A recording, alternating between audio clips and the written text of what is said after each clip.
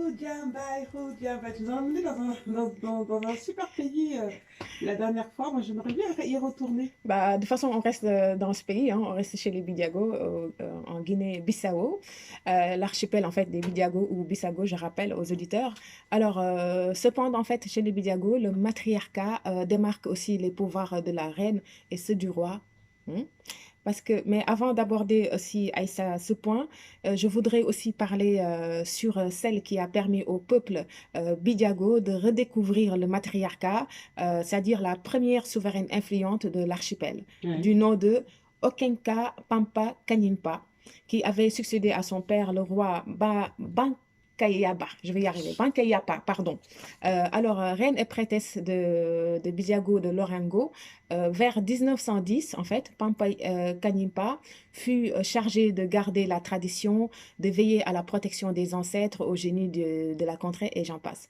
Et dans le cadre de ces revendications territoriales en Afrique, à cette époque, hein, le gouvernement portugais aspirait à occuper l'archipel des Bissago. Donc, elle est connue, la reine, pour avoir mis au terme au système captif, parce que ça existait là-bas, Ouais. en réunissant bien sûr les îles grandes de Lorango. Elle a aussi mis en œuvre des réformes sociétales qui ont élargi les droits des femmes en installant un système basé sur le matriarcat. Il faut savoir qu'elle était très bien aimée par son peuple et respectée par les Portugais. Pourquoi? Parce que malgré les rapports tendus avec ces derniers, la reine Kanimpa a su conclure un accord de paix juste pour son peuple avec les Portugais. Donc d'ailleurs, c'est pour cela que les îles des Bisago, surtout Canabac, est restée très authentique parce qu'il n'y a pas eu beaucoup d'influence étrangère.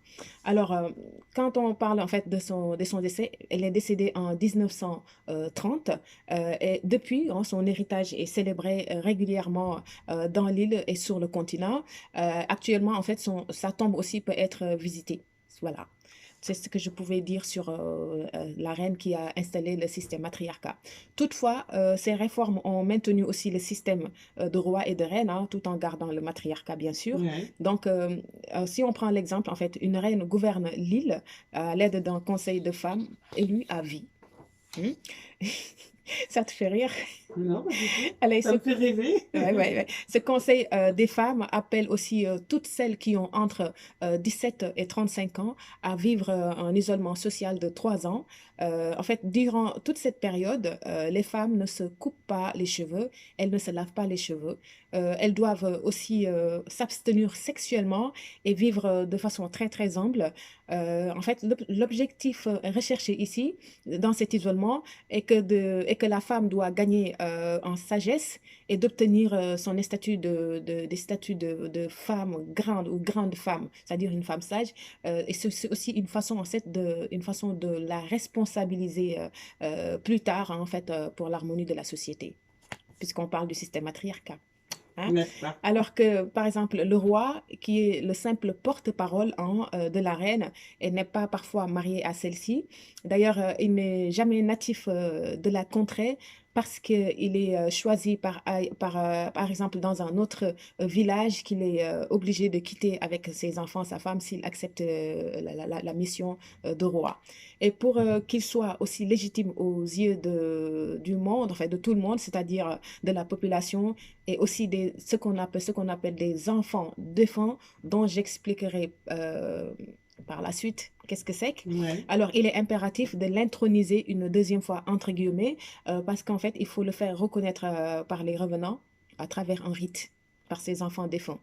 Il y a aussi d'autres villages dans lesquels le doyen de chaque clan et de sous-clan en est le chef, mais il exerce juste un pouvoir consultatif. Ouais. D'accord? Et quant à l'initiation, il faut savoir que le processus de maturation est différent entre hommes et femmes, puisque les hommes sont initiés et passent par des échelons d'âge, ce qui n'est pas forcément le cas des femmes. Concernant aussi le rôle en fait, des hommes dans la société, ils ne sont pas bien sûr exclus de l'organisation, puisque nous, on parle toujours de complémentarité quand on parle des questions, relations entre hommes et femmes. L'Africain parle de complémentarité. Pas, Avant plus. avant, pas de domination. Avant. Oui. Avant, c'était ça. Maintenant, c'est domination. On a beaucoup évolué, hein, c'est bien. Donc, pour rester sur les hommes, souvent ils s'occupent en général des domaines tels que la guerre. Ça a toujours La été bagarre, la bagarre. la construction des embarcations, Ouais. la récolte des vins de palme, la chasse ou la pêche, et j'en passe. Et pour revenir sur le cas des enfants défunts, alors un an après la célébration, cérémonie qu'on appelle Ankabutu, Ankabuti, pardon, un rite qui a formé la classe masculine, hein, disons à l'adolescence, une classe féminine aussi du même nom est ouverte au recrutement, c'est-à-dire à partir de 12 ans et plus, un rite de possession est fait afin d'aider les enfants défunts. Donc, il faut retenir que toute femme Bidiago doit être l'élue d'un garçon décédé avant la fin de son initiation. Quoi? Oui, c'est ça qu'on appelle les enfants défunts. J'arrive. Alors, ces femmes deviennent porteuses de l'âme de celui-ci dans le but d'accomplir pour lui l'initiation inachevée D'accord. parce que les Bidiago, ils expliquent que d'abord, les individus de sexe mâle qui sont morts avant l'initiation constituent des âmes errantes dont le principe vital appelé Orébok peut résider dans la forêt où il constitue un danger dangereuse, une force dangereuse, pardon, je vais y arriver, qui peuvent nuire aux humains. D'accord. Voilà. Donc, avant de continuer aussi, je veux donner ici les différentes significations de Orébok, puisque en fait, les Bidiago désignent comme Orébok comme les puissances matérialisées dans des objets auxquels les Agnis, c'est-à-dire une population Bidiago, un groupe sous-ethnie en fait, qui rendent culte. Tu vois? Ils rendent culte à des objets Ouais. qu'on appelle Orébok. Et l'autre signification est que le mot Orébok désigne le principe vital ou l'âme, hein, de tout être vivant sur Terre, dont celui des humains qui perdurent après la mort. Je répète toujours parce que l'âme ne meurt jamais. C'est pour ça que chez nous, on dit les morts ne sont pas morts. Paix à son âme. Ils sont dans l'eau qui dort. Et c'est pas quand une personne décède, on dit paix à son âme. Voilà. Et ensuite, selon les Bidiago Aïssa, une âme qui n'a pas fini son initiation sur Terre n'aura pas la force de rejoindre l'au-delà. Puisque le but final, c'est de rejoindre l'au-delà, là où il y a notre véritable place. Donc, pour écarter ce danger, les femmes Bidiago, en fait, prennent en charge les morts masculins pour leur permettre d'accomplir une initiation qu'ils n'ont pas pu effectuer de leur vivant. On le constate aussi chez eux avec la prêtresse qui est appelée Balobera, accompagnée toujours hein, de son bâton sculpté ou peint, qui est un signe d'autorité. Elle jouit d'un respect et d'une estime sans réserve de la population parce qu'elle est investie d'une sacralité. On dit qu'elle est investie d'une sacralité qu'elle tient essentiellement de sa proximité avec ses enfants défunts ou revenants.